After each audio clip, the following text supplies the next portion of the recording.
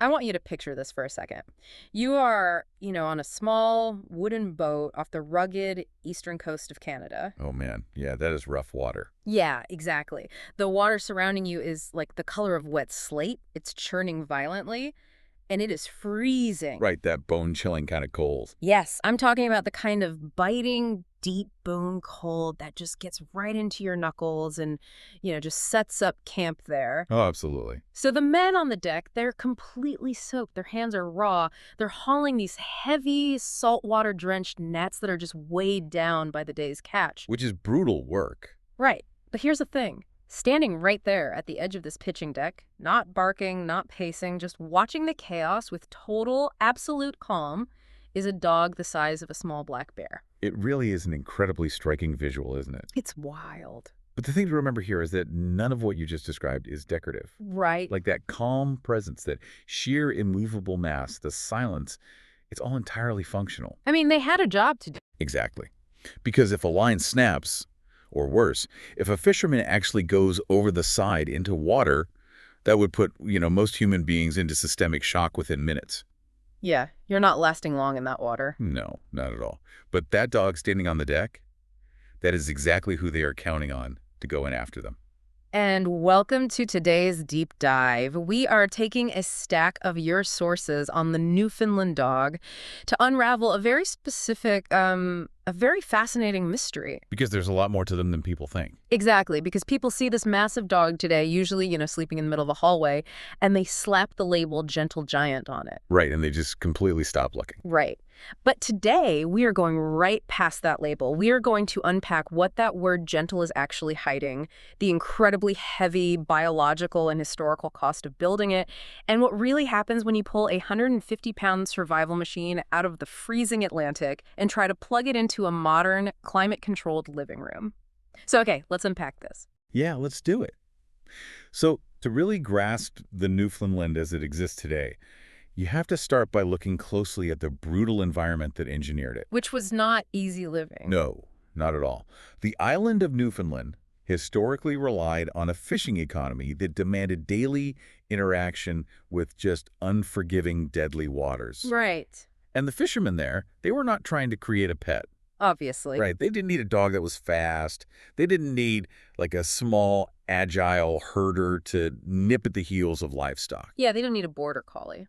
Exactly. They needed raw, unflinching, aquatic strength. Right, because the problem they were solving was extreme. Yeah. You have a scenario where you need an animal to literally dive into freezing coastal water. Which is insane to think about. It really is. To dive in, take hold of a loaded, heavy net or even a swamped, water-filled boat and pull the entire thing back to shore against the current. And then wake up and do it all again the next day. Yeah, without their body completely breaking down. You aren't building a speedboat in that scenario. You are building a living tugboat. That is the perfect way to put it.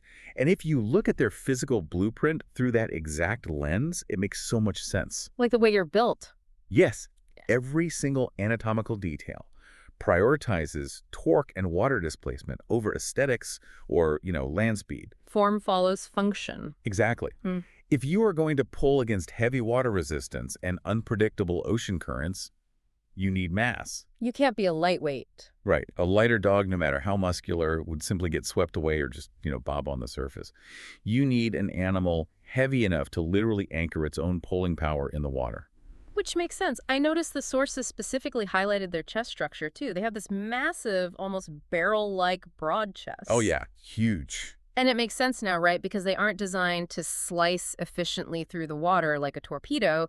They are designed to displace it. Exactly. Just like a tugboat. And they literally have webbed feet. I always thought webbed feet on dogs was, I don't know, a bit of an exaggeration, but these act like actual fleshy paddles. Oh, they do. The webbing is highly developed. It gives them significant propulsion with every single stroke. Wow. But if we really dig into the mechanics of their anatomy, their coat is the true engineering marvel here. Because of the cold water. Yeah, like if a human being jumps into a freezing ocean wearing a thick wool sweater, what happens? It's going to soak through like a sponge. Right, it becomes dead weight and it will pull you right under.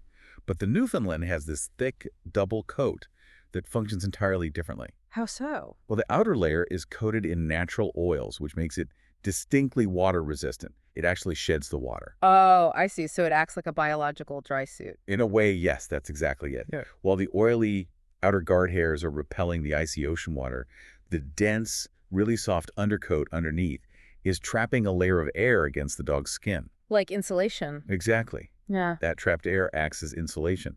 So the icy water rarely even touches their skin, and their own body heat keeps them warm while they work in temperatures that would easily kill us. Man, that is incredible engineering. But it brings up a really concerning thought for me. What's that? Well, if you build a dog with the mass of a small bear and you equip it with all this power and resilience, that comes with a terrifying risk if that animal ever panics. Oh, absolutely. Which brings us to their famous temperament.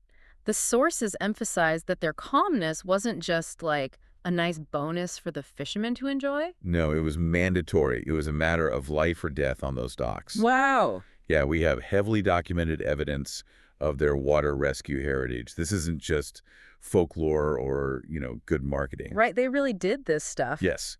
There are countless recorded historical instances of Newfoundlands pulling drowning sailors from freezing water, steadying capsized boats in the surf, and hauling vital rescue lines from sinking ships to the shore. That's amazing. It is, but the psychological wiring required to do that is what's truly astounding to me. Because of the danger. Right.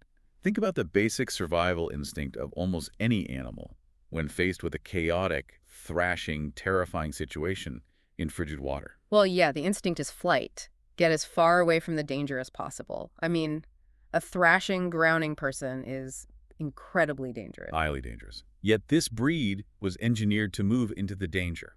Which goes against all logic. It does. When a person is struggling and panicking, the Newfoundland is wired to swim directly into that chaos. Calmness under pressure was the entire point of the breed. So they were specifically breeding for that trait. Yes. Fishermen were ruthlessly selecting generation after generation for dogs that stayed completely level-headed when everything else is going wrong. There's a specific quote from the sources that really stuck with me, and I think it anchors the reality of this dog perfectly. It said, "The Newfoundland is gentle because it was trusted, not because it was fragile." That's a great quote. And think about the environment they operated in. Yeah, dogs are crazy. They are. You have this massive strength operating on slippery wooden docks, surrounded by heavy nets, dangerous metal gear, chaotic weather, and, children running around. You cannot have a reactive or unpredictable animal in that scenario. Exactly. If a 150-pound dog spooks at a loud noise and bolts, someone gets crushed or gear gets destroyed. Right. The gentleness isn't some separate trait from their size. The gentleness is the only thing that made their enormous size usable in the first place. Man. So, bridging this to today, I think this is where the modern owner gets completely tripped up. Oh, for sure. We look at them sleeping on a living room rug, barely moving, and we mistake that deep-seated, historically bred, life-saving calmness for them just being an easier, low-maintenance pet. And that is arguably the most dangerous misconception we need to clear up today. Seriously. Calm absolutely does not mean low maintenance. The sheer physical scale of the dog dictates every single aspect of an owner's daily life. So let's get into the mechanics of that scale, because bringing home an 8-week-old Newfoundland isn't just getting a large puppy. No, it is not. It is adopting a rapidly growing biological frame that is hurtling toward 100 to 150 pounds in a very short window of time. And that growth trajectory requires highly specific, proactive management from the owner. Like what?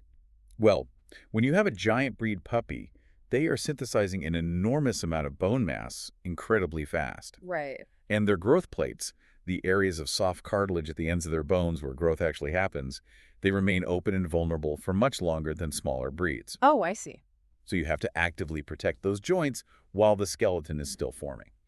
I always thought the rule about no stairs for puppies was just because they are clumsy and might tumble, but you're saying it's about structural, permanent damage. It is entirely about physics and structural integrity. Oh. Yeah, if a normal 15-pound puppy jumps off a couch, it's a minimal impact.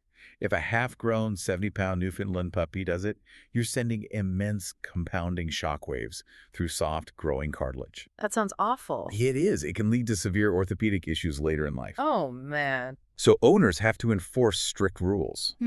Carrying them downstairs, stopping them from jumping out of cars, and carefully managing their exercise on hard surfaces. And the thing is, once they finally hit that adult size, the physics problem doesn't just go away. No, it becomes permanent. Right. The extra weight on that huge frame means immense, constant strain on their joints and their heart. And the sources hammered home that keeping a Newfoundland lean, which kind of feels counterintuitive when you want a big cuddly bear, is actually one of the most vital things you can do for their lifespan. Oh, absolutely. Lean weight management is protective. Right. Every extra pound of fat is forcing a heart to work harder to pump blood through a massive body, Yeah. and it's forcing hips and elbows to carry unnecessary load. Here's where it gets really interesting to me. You see a Newfoundland on the street, and you admire its massive size for maybe 10 seconds. Sure. But as an owner, you have to actively manage that size every single minute of the day. You aren't just raising a dog, you're managing gravity. Managing gravity. That is so accurate because the daily logistics completely shift. Oh, yeah. Just think about your vehicle. Can your current car actually fit a 150-pound dog comfortably for a 2-hour road trip? Probably not. Right. Do you have the physical floor space in your home for a crate the size of a small dining table? Not to mention the financial logistics at the vet. Oh, they got bills. I think people forget that when you have a giant breed, medications aren't a flat rate. No, they are not. Antibiotics, heartworm preventatives, flea and tick treatments, anesthesia, they are all dosed by body weight. So the cost scales up dramatically. Hugely. Even just getting the dog onto the exam table or trying to coax a 100-plus-pound animal to walk calmly onto a metal scale if they are nervous, that becomes a major sweaty logistical event. It really does. Which highlights a broader theme with this breed. What's that? The very survival traits that kept them alive and functional in the freezing hostile Atlantic often create incredibly distinct vulnerabilities when you drop them into a climate-controlled, modern world. That is the ultimate irony, isn't it? The things that made them super dogs in 18th century Canada make them incredibly fragile today. Very much so. Let's look at that famous double coat we talked about earlier. Right. So in the North Atlantic, that oily double coat is an absolute lifesaver. But in a modern summer? In a humid climate, it is a massive, dangerous liability. Wow. They hold on to heat aggressively. These dogs require deliberate, active temperature management from their owners. Like what kind of management? You have to ensure constant access to deep shade and air conditioning. You have to entirely shift your walking schedule to the early morning or late evening. See, I would probably just assume they are a bit uncomfortable and let them pant it out in the house. But the sources are stark about this. It's not just discomfort, it is highly dangerous. What is actually happening to them mechanically? Well, dogs don't sweat like we do, right? They regulate their internal temperature primarily through panting. But when you have a massive body generating heat, wrapped in a coat designed to trap heat, panting often isn't enough to cool them down in hot weather. Oh, man. So it's critical to know the difference between normal panting after a walk and an overheating crisis. What does a crisis look like? If you see unceasing, ragged panting that simply won't ease up, unusual thick drooling that is way beyond their normal baseline, sudden weakness or disorientation, those are signs of a medical emergency. It's heat stroke. Exactly. And that requires urgent, immediate veterinary attention. It is never a scenario where you just give them a bowl of ice water and see how they feel in an hour. That is a massive responsibility. A dog built for cold water has to be actively, constantly protected from the heat by its human. Yes. And that coat doesn't just dominate their temperature management, it dominates your free time. Oh, the grooming demands are relentless. I can imagine. Yeah, whether your Newfoundland is solid black, brown, gray, or, the white and black Landseer coloration, the commitment is identical. You are committing to brushing them down to the skin several times a week at an absolute minimum. Several times a week. And when they go through their seasonal blowouts, dropping that dense undercoat, I imagine it's basically a part-time job. It really is. But the sources point out this isn't just about keeping tumbleweeds of fur out of your kitchen. It's actually a health issue, isn't it? It is. It comes back to how their coat functions. Because they were bred to get wet, their coat is designed to handle moisture. Right. But if you fail to brush them regularly, the shedding fur gets tangled with the outer coat and forms tight, dense mats close to the skin. Oh, gross. Yeah, and when those mats get wet from rain, swimming, or even just humidity, they trap moisture right against the dog's skin with no airflow. So you're creating a swampy environment on the dog's skin, a perfect breeding ground for bacteria. It leads to severe skin irritation and localized infections known as hot spots, which are extremely painful and require medical treatment. Wow. Which brings us to a point in the sources that genuinely shocked me. Oh, yeah. Yeah, we have this legendary water rescue dog, the hero of the sea, the animal with webbed feet. but they don't actually automatically know how to be safe in the water today. I always assumed you just point them at a lake, let them off the leash, and they are in heaven. It's a really common assumption, and people project a lot of fantasy onto the breed. Clearly. While many individual Newfoundlands deeply love the water, it's not a magical guarantee they will know how to navigate modern aquatic environments. Loving the water does not equal being safe in it unsupervised. I'm struggling with the mechanics of this, though. If their entire physical blueprint is built to swim, why is a calm, modern lake dangerous for them? It comes back to the physics of their modern size combined with modern landscapes. Think about a steep, muddy riverbank or a sharp dock edge. If a 150-pound dog jumps into a lake, getting back out isn't a simple scramble, Oh, I see. right? Trying to haul that massive waterlogged weight up a slippery incline is incredibly difficult. Yeah. They can easily exhaust themselves trying to find a way out, and a dog that heavy will drown if they run out of energy. That is terrifying. It is. The owner has to predetermine safe, shallow entry and exit points, monitor the dog for physical fatigue, and heavily supervise them. The historical legend of the water dog is very real, but the modern safety of the water dog belongs entirely to the owner. That is a very sobering reality check. Their own mass literally becomes a trap. Yes, exactly. So we are looking at this massive, heat-sensitive, heavily could, historically driven working dog. How does this animal actually function in a modern family unit today? Like, what does a random Tuesday night in the living room look like? Let's tackle the most notorious feature first, the drool. We cannot avoid the drool. Newfoundlands drool heavily. Yeah, they do. And the volume tends to increase significantly around food, when they're warm, when they're excited, or, right after they drink water. I always wondered, is the drooling just a genetic accident? Like a flaw in burglary? Not at all. It ties directly back to functionality. Really? Think about a dog tasked with carrying a thick, heavy, saltwater-soaked rescue rope in its mouth while swimming through crashing, freezing waves. Okay. They need to be able to hold that rope securely without biting all the way through it while simultaneously breathing through their mouths because water is splashing over their noses. Oh, wow. Yeah, so those loose, fleshy, pendulous jowls allow for a wide, soft grip and necessary airflow. But when you put that same functional mouth in a living room, it just becomes a bucket for saliva. That's hilarious. So it's pure functional anatomy playing out in the wrong environment. Yeah. If you are someone who needs a pristine house, spotless walls, and clean trousers when you leave for work, this dog is going to drive you absolutely crazy. You literally have to accept that you will be wiping drool off your walls and possibly your ceiling at some point. Oh, definitely the ceiling. And yet, despite the drool and the size, they're universally praised as phenomenal family dogs, particularly with children. Yes, the nanny dog reputation is largely earned. They're famously patient, tolerant, and steady animals. Right. However, there is a crucial caveat that sources emphasize. Patience does not equal unsupervised safety. Because we are back to the physics of their mass. A dog this size does not need an ounce of bad intent to send a kid to the emergency room. Exactly. Consider the everyday movements.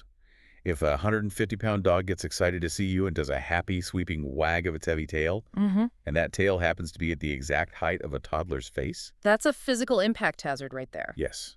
Or if they enthusiastically lean their body weight against a small child just to get scratched behind the ears, the child is going down. Right. It is never about aggression. It is simply mass in motion. Which means the humans in the house have to provide incredibly strict structure. You can't just rely on the dog being nice. The humans have to manage the environment. You have to teach children calm greetings instead of riling the dog up and encouraging jumping. Makes sense. It means establishing absolute rules. No climbing on the dog like it's a piece of furniture, no pulling ears, and leaving the dog completely alone while it is eating or sleeping. And I imagine that same physical hazard applies to other pets in the house, right? If a Newfoundland just wants to playfully wrestle with a small cat or a terrier, the size difference alone is dangerous. Playtime with smaller animals always requires supervision. A clumsy paw strike from a giant breed can cause real serious damage. Now, we've talked a lot about their calm demeanor, but the sources make a really clear distinction that owners often miss calm is not the same thing as sedentary. That's a huge point. They aren't high-drive sporting dogs that will tear your house apart if they don't run 10 miles a day. Right. But they are strong, historically working animals. They require thoughtful, daily movement. A consistent walking routine supports their joint health, maintains their muscle tone, keeps them mentally engaged, and, crucially, as we discussed earlier, keeps their weight stable. Let me ask you the ultimate logistical question, tying all this together. We've explored the functional drool, the intense heat management, the massive vet bills, the space requirements, and the joint risks. It's a lot. It is a lot. Given all of this reality, can a Newfoundland genuinely work for a first-time dog owner or someone living in a smaller space like an apartment? The honest answer is yes, but only if the logistics are strictly and consistently met. Okay. Success with this breed depends far more on cold, hard logistics than it does on how much you love the dog. Meaning, you can love the dog with all your heart, but if you live in a third-floor apartment with no elevator, you're setting yourself up for failure. Exactly the point. If you are in an apartment, ask yourself, can you manage their heat indoors effectively?